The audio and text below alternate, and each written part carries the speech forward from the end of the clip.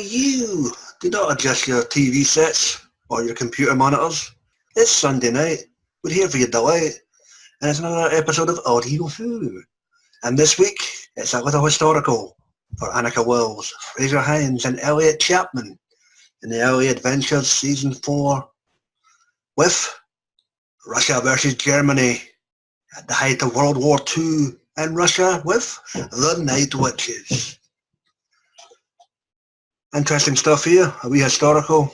How do they get out of it without changing events? Well, you're about to find out, but before we get to that, let's get to this. It's your panel for this evening.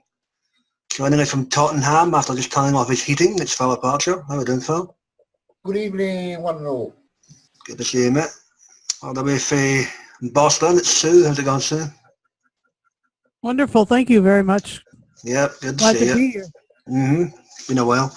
All right, from Techie, he has a beer that must be for you. This Texas Tim Wells. Timbo? Assalamu alaikum. Hey, bueno. And all the way from down under, he has the thunder. AJ, how's it going this Monday? You. Good to see you, mate. And all the way from NYC, Mr. Will Medina. How's those Giants going, Will? Hey, now, how you doing, everybody? They don't start yet for another 25 minutes. Oh, son of a bitch. There you go. All right. So, guys, the Night Witches. Annika Wills pulling double duty here as both narrator and Polly. We have three leading ladies within this story. One being Scottish, the other two being Russian, who portray the Night Witches. We have Ben and his supposed new flirty interest in the guise of, is it Lila? Whatever her name is. Lilia. Lilia, yeah, that's another monster. We have Commander Nadia, and of course we have the poster girl who flies all the missions in the guise of Tatiana. Phil, can I get your opening thoughts on the Night Witches, and I'll be right back. Yeah, well, I like this. This is more for me a character piece-driven tale. A bit less about the actual war itself and more about the people that are fighting that war. I think I'm very much impressed with Annika Wills doing double duty as herself, Polly, and of a doppelganger. Is it, what's her name? I can't say her name. She didn't play all of Tatiana, only when Tatiana was imitating her. Right, okay. But anyway, in that case, I did like that story set up. I think the good thing about this story is you feel like you're actually there because the landscape of the snows and the war going on, you feel like you're almost in that story. And I like the fact that how the wicked one, the horrible girl, she tricked the Doctor and Jamie into going to fetch the TARDIS, and then she goes off to try and kill them herself. So that part of the story was a highlight for me in a sense. Overall, it's not too bad. It flows well. Although some people say that the last couple of minutes of the story, it had a very end of the world ending-esque kind of thing, which is a bit of a rip-off, but it's not that bad. I find it good. It's like, I would recommend it if you like historicals like this, and why not? It's a good little shout, and it's ably presented. Back to you, Graham. Welcome back. Thanks for that, Philip. Whatever you said. AJ, opening thoughts? Yeah, I really didn't mind the historical. It's rare to actually find a historical either in TV or audio format. I thought this one worked really well. I didn't know about the Night Witches, so it was good to have a little bit of a history lesson there. I like how at the beginning when they, start off in the story and it's basically they've landed and they've seen the biplanes and the tanks and they think they're stuck between two different time zones, like what happens with the second Doctor eventually, where he's in that landscape. So maybe it's a bit of a foreshadowing, but we'll talk more about the story as we go on though. So yeah. Indeed, okay, thank you. Timbo, how do you find this one, mate, for a historical? I thought it was excellent. I thought this was a lot of fun. That it's a pure historical. There's no monsters. There's not. It's a very small story if you think about it, because it just involves them falling into a situation. They're kind of in the way. There's not even a really bad villain. I mean, she's a villainous woman. The commander or whatever. Nadia, yeah. But she really just wants the best for her people. They are at war, and she's willing to do anything to succeed. And that's not necessarily a bad thing. It's just she thinks that the doctor and his people are spies throughout. So which is why she doesn't mind bumping them off if she needs to, or using the fact that Polly has a doppelganger to her advantage. So that it's a pretty small scale story, and it's really cool how the doctor and his friends show up, get involved, get in trouble, and get out of the way without actually affecting anything. I mean, because the war goes on, Germans are on the way or whatever. We don't know what's going to happen to these people. Like AJ pointed out, I've never heard of these witches either. But it's like the best of Doctor Who historicals, he's learned something by engaging with it. So I thought it was excellent. Okay, cool, mate. Sue, opening thoughts for you? I enjoyed listening to Elliot Chapman take care of the Ben character. That was really good. He did a really good job. And I didn't like AJ and Tim have said, I didn't know anything about the Night Witches. I learned. It was great. I thought that the interplay between Tatiana and Polly was intense, and the manipulation where she's trying to get some result from the fact that she looks just like the poster child of this flying group of women. There is a flying group of women in the United States called the 99s, and thank God it wasn't the 69s. Continue. Yeah, this is like the same sort of outfit. It's really cool when you know, cool. got a lot of energy towards women and piloting and stuff. So that's fun. Excellent. Okay. Well, how's this one for you, boss? What do you reckon? And this was an excellent historical story. I looked it up about the Night Witches, and they did exist like that, and only 30 of them was shot down. So that's I mean, for the amount of women they use, that's not bad that only 30 passed away. That's all to hit that. But a lot of them was awarded a lot of awards and all that, especially the highest one. You know, they had to do their best to beat the Germans during the Second World War. Everybody stood out right here. You got to give props. For this actress playing Polly. She, because she narrated, and she was very specific in her scenes like that. What was going on like that? I like that stood out real good. I got also got props to whoever did the sound effects, where you could hear how the wind and the cold is like that. Especially when you see them when there's narrative how they got to change, and they had to do it so quick, but it's so cold over there. And then of course they had that much food to eat, and it really stands out right here. It was a great story. I'm gonna make a little nitpick, but it was not bad at that. I wish, it's not gonna happen. I wish they would do a follow up to this thing just to see any of the, how many of them did survive this battle. But it's hard because it's a historical thing, and the doctor does not want to involve himself in historical situation like that, which is unusual because we've seen them do that a bunch of other stories. So, that's is here and there like that. All right. Cool. Excellent, mate. Thank you. And for me, this was very enjoyable. Annika Wells pulling double duty, great. As well, looked at the sound effects, especially with the planes, dynamite. Great stuff. Really, really enjoyable. Elliot Chapman really coming into his own new as Ben Jackson version 2.0. I think this part is second year or third year. I've always tracked. Well, maybe it's third year. But yeah, so he's basically he's finding his feet with the character, which is good. Fraser Hines is Fraser Hines. It's like putting on a pair of gloves when he's playing Troughton and Jamie at this point. Easy stuff. The free guest cast, really, really good. Sometimes it's a wee bit dodgy when you start having Russians in there because it's the stereotypical Russian accent, but thankfully that wasn't the case here. They each had their own individual quirks, they each had their own personality, and it was the whole, come comrade, have a vodka and all that stuff. So that was good. I think the fact that 2 out of 3 the guest actresses were either Russian or had ties to Russia actually might have helped on that. So yeah, really enjoyable and good for a historical. I've got one wee gripe, and it's something that Brian pointed it to me. It doesn't distract for the story for me, but I'll get to that later when we get on this cast. So, with that being said, any events or characters that stood out for you guys? Tim? The music was excellent. Yep. And I liked the idea too that the doppelganger, was it Katharina, or what was her name? Tatiana. She didn't like being put in that position of being the poster girl. Mm-hmm. So she double-crossed her leader and said, you know what, I'm gonna impersonate Polly so I can get out of this situation, because she didn't want to be that girl anymore. In other words, she wanted to, instead of having Polly be captured by the, well, I guess it was the same thing, but you see what I mean? She didn't like being in that position anymore, and so she's going to use her lookalike to escape that predicament she was in.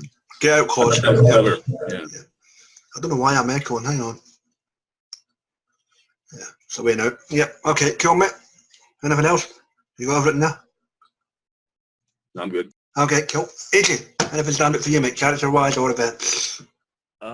Yeah, I just didn't like the fact that they stored the explosives and the fuel in the exact same room. I thought that was... Yeah, that could be dodgy. Yeah. And made it into a prison cell as well. Towards the end of the story, with the leader of the witches is, fly, my witches, fly. I had the vision of the witch from Wizard of Oz. Nadia was doing her best Margaret Hamilton impression there, with it sounding all green and scary. So yeah. Yeah. Also, the Jamie being the comic foil when he first tried the stew. He's like, "Ooh, you're a little wee stew. I'm going to have a little bit of this." Was that one? That was the bark, wasn't it? The bark stew for the tree. Yeah. That was just classic. Excellent. Okay, mate. Sue, anything stand out for you? Yeah, I'll agree with the soundscape thing. It was amazing hearing the planes, the difference between the crop duster and the biplane, and that those, they had different engines featured. Yep. And so that was really interesting. And the other thing that was really cool was you could tell that these ladies were just desperate, and like that whole feel of like desperation kept the thing really interesting throughout the whole of the story. I was really impressed. Okay, thank you, dearie. Well, what's good for you, mate? Well, of course, Polly doing Annika was doing the narrating and her being almost the main focus of the story. That was pretty good. But the other three ladies, like Tatiana, Nadia, and Lilia, they stood out pretty good, because remember Lilia saved Ben and Polly being shot by by Nadia. Nadia, like you said, like she was just following orders, and she thinks these people are spies. So you can't really blame her for doing her job. And of course, Tatiana, like you said, she wasn't aware that she was being used as the poster child for the Night Witches. She never even knew. But again, Stalin was just doing his own thing, because he was the one running Russia. So he used everybody to get his own way. So that really stood out like that. So they all stood out pretty good. These characters. Of course, Ben, he was used very well in the story as being a mechanic and trying to fix a lot of the planes that he could like that. So that was pretty trenches, good. Yeah, and that too. So that really he stood out pretty good, that character. But I know I feel like when they do more Third Doctor Adventures, his character is going to be used more and more now. So that's pretty good. Yeah, second, but yeah, I'm with you. Cool. Philip, what's good for you, mate? I'm going to reiterate what most of you lot said. The three, or the witches, the women who play the witches, they are the most standout in this audio play. They've all got their own different personality quirks that really shine through. All right, hang on, sorry to interrupt you. So Tatiana was Angela McIntosh. Who was the other two? Nadia was by Wanda Opalinska, and Lilia was by Christina Bucati. There you go. As Meatloaf said, 2 out of 3 ain't bad. Continue, Phil. So those are probably actual. What nationality is that? Russian. Yes. So those are actual not Russian women. 2 out of 3 are, yeah. But one's a Russian refugee who ended up in Poland, according to the the family. Ended up in Poland, according to the behind the scenes on this. But yeah, they're technically Russian by then. Aye, indeed. And I also think, like you said, like you alluded to earlier, Elliot Chapman's Ben comes to the fore in the story. He has a good, nice chunk of it to play out, and he's very. I like the bit, especially when he was chasing after the plane, trying to get on it before he was trying. When the women were shooting at him, that bit was really good because he was really. And so you could really feel that he was chasing after the plane, and that was cool for me as well. Anything more? Only you can answer that, Phil.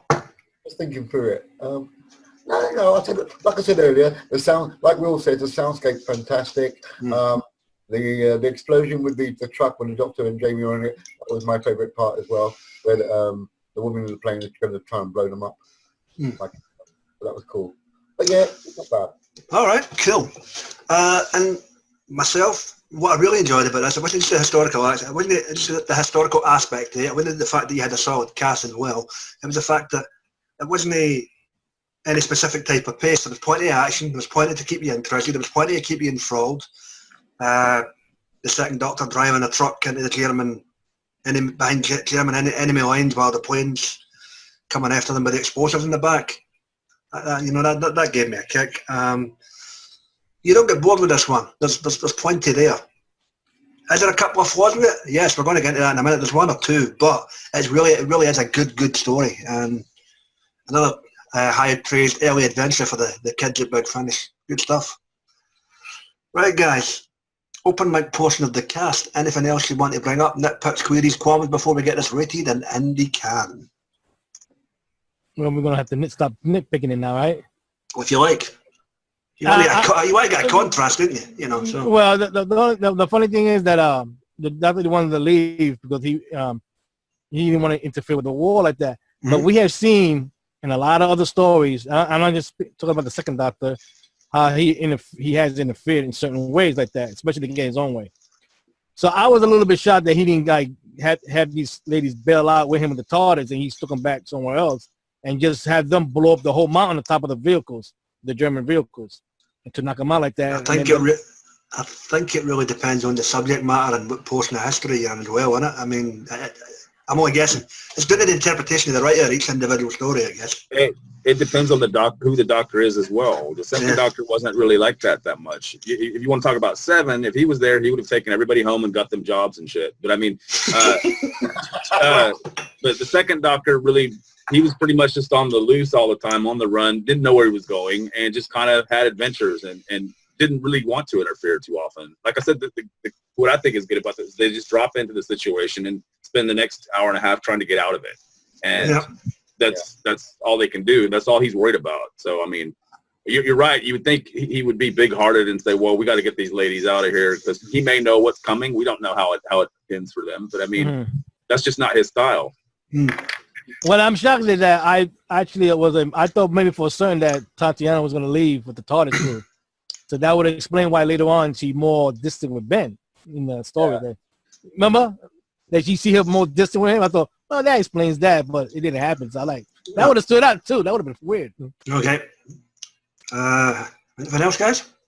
What was your nitpick, Graham? It wasn't so much of it, but it was. This is something that that Brian, our buddy Dr. Freedom, obviously reedited to us as well when I listened to this story. Nadia and her ulterior motive of sacrificing Polly in exchange for Tatiana. Just a wee minor thing, but the people really think that the full Russian army were going to bugger off because one Russian fighter pilot supposedly risen from the dead? Well, to be fair, it's the character that she's a damaged character anyway. She's not, like I said, she's not really a villain, but she's been in a rough situation for a very long time, and there's no good food, and the whole thing is she's very brutal when it comes to wanting to be on the winning side. She doesn't care who she sacrifices. No, it's not so much the interpretation of the character. It was the thought process behind the actual plan. But the part, but she knew there was Polly, and then the German was going to use thinking that it caught the real one, and then when the real one would have showed up again, it would have gave Germans more fear. Yeah, but what they're going to do about turn and go back to Hitler and say it's unfair Kate man here. I mean, but the Germans, one person. The Germans were always superstitious anyway. Yeah, Heine Geist. Yeah. They were The very- Geist? Or Ghost? Ghost. Oh, yeah. Well, it's just a minor thing. I mean, I'm like, all right, so one, you know, you thought you killed somebody. Oh, look, she's in the sky. All right, everybody, fuck this, I'm going home. But So much of that war was propaganda, wasn't it? Because Yeah. if you had told the Germans at some point before the end of the war that, oops, Japan woke up the sleeping giant, they're going to walk in and get all the glory, which is what actually happened. The Germans would have laughed at you or shot you in your face. I mean, because nobody could have foresaw how the war was going to end. So, no. Mm-hmm. Look, as I say, it's still a good story. I still thoroughly enjoyed it. That's just my reason minor gripe. Anything else, guys? I don't have any gripes, but I really, I think that Lilia or whatever, Lydia, kind of vanished. Like the character kind of. No, she shot She got me shot. at the end. Yeah, she got shot at the end. Oh, that's right. Yeah. And the TARDIS, yeah. And then the TARDIS, she was shot before when she was escaping with Ben. No, but she was thrown in a ditch. They thought she was dead. And Yeah. remember, the line is, the narrator says, Ben sees a ghost. And you're like, what? Where did that come from? But what it was Lydia wasn't dead. She woke up. So. Yeah, that he hit, and she was hiding, and then she came back to shoot Nadia. Mm-hmm. She shot her. yeah. Good for her. Yeah. My one gripe is the plane crashes and they start running out with hoses and whatnot. There's snow everywhere. Just throw buckets of snow out on the flames. Yes, that is a nitpick. How dare you not be historically accurate? No. I'm just saying, like, common sense. Why would you use water? It's gonna freeze. Why not just pick up buckets of snow and throw it on the flames? And just for a wee bit of tidbit knowledge with regards to this tale, it's directed by Helena Goldwyn, who's normally doing batshit crazy evil voices or any other female who's psychedelic within the big funny stories of the last 10, 15 years. So, I was surprised at that because I thought Bowerman had this range, but I guess she still just does the. I guess she's fielding them out. I guess, you know, she's transferring there today, doing a bit of directing now. So, yeah, why not? You know, as our buddy Beef said, it's all about the girl power these days anyway, you know, so... That's kind of what she said in the behind the scenes, too. She was pleased to have a script that focused on women, basically, so she was happy to do it.